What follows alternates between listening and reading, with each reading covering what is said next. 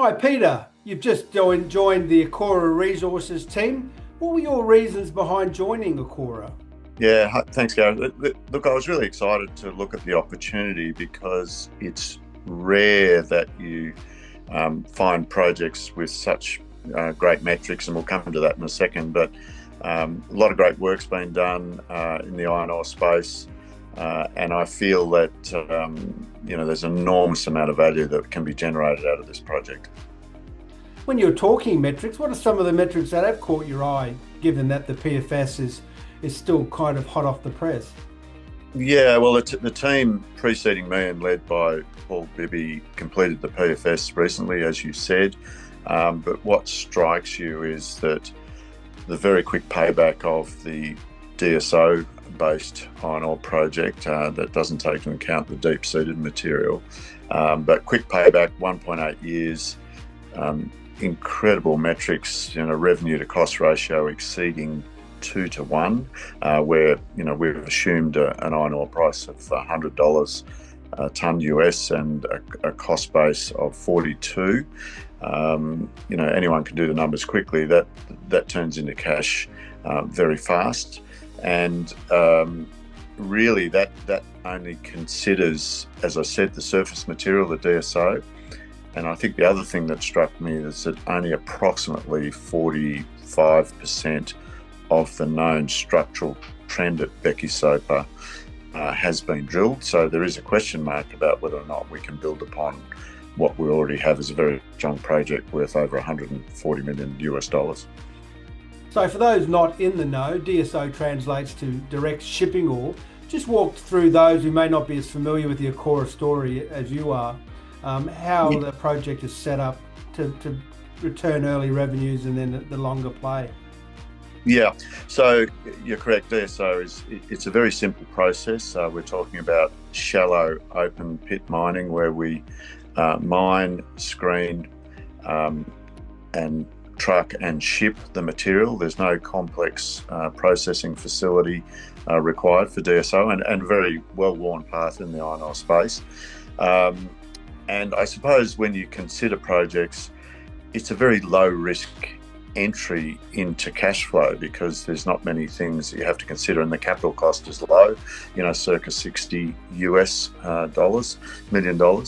And that's a rare thing to be able to have access to. And I think the larger opportunity that sits there is the deep-seated primary magnetite material, which we're not even talking about in the PFS. So it gives us the ability to get going, generate strong cash in a very quick period of time for at least 6 years. And in that period, we can consider what else may be for the project. But it has the potential to be a very long life mine in Madagascar. And certainly if we look at the world market, there's a lot of talk of green steel, but certainly a lot of talk also about traditional blast furnace steel manufacturers wanting cleaner inputs. That sets AKORA up very favourably, doesn't it? It does, yeah. I mean, we're blessed with Mother Nature. It's a very clean material, little to no what we call deleterious or impurity elements in it. And if you have a look at a bit of a map of the world, the location of this project is brilliant from the point of view of servicing markets, which may either be, and furnaces, which could be in places such as the Middle East, India, and Greater Asia. So we're in a very good position to contribute to that whole green steel pathway that is unfolding. So you've got the projects, that's obvious. PFS has shown some very strong metrics. You've got the market is emerging to meet you very nicely, but you've also got the team. I think that's worth talking about. It is, and as I touched on earlier, Paul Bibby has led the team, I think, brilliantly to get to the point of PFS.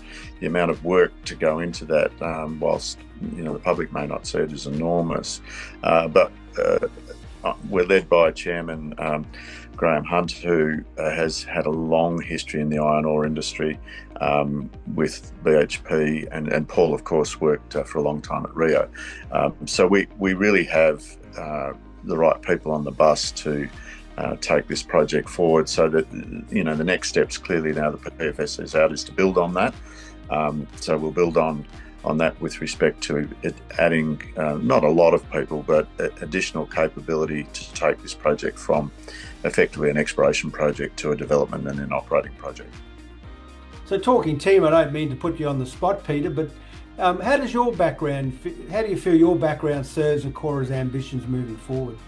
Yeah, thanks, Gareth. I think obviously my role is to sort of oversee the development of the project. My background originally is technical as a geologist, having worked in the mining industry, but also in a business development and finance function in the commercial industry for a long time.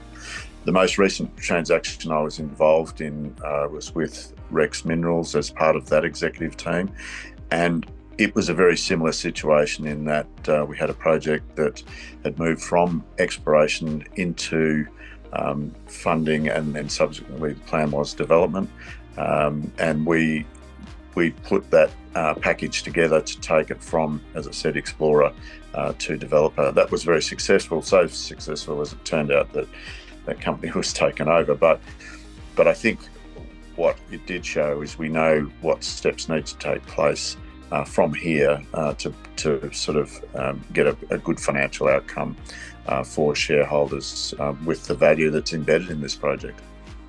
Well, it certainly sounds like you're wearing a lot of hats, even perhaps a hard hat coming up. But what are the next steps from here? The PFS behind you. You've got your sort of legs under the desk now. What are the next steps?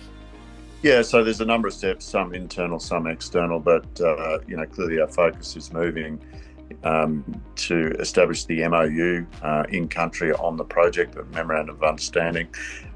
We've also kicked off a strategic partnering process based here in Melbourne, and the objective is to deliver FID by the end of this calendar year. That being achieved, we then move into the phase of project execution, which is funding and, of course, you know, actual physical on-the-ground development into next calendar year. So you certainly joined the company at a time when it's all happening, Bill Laurie might say. It is all happening, and as I can't stress enough, this is an exciting opportunity for me, but also for shareholders. Again, to stress, it's unusual to see a project with such good margins. I mean, I would challenge any listener to find many projects in this industry around the world that contribute that sort of margin. You know, so look at it's 100-ton dirt and it costs $42 to get out of the ground. Everyone else can do the maths, and that's US dollars, so it's not Aussie dollars. Well, certainly sounds like an investment opportunity for people watching the iron ore markets. It does, Gareth. It is a great story. I'd urge everyone to have a look at it and just watch this space. We've got a lot to achieve for the rest of this year, and I think people will get excited.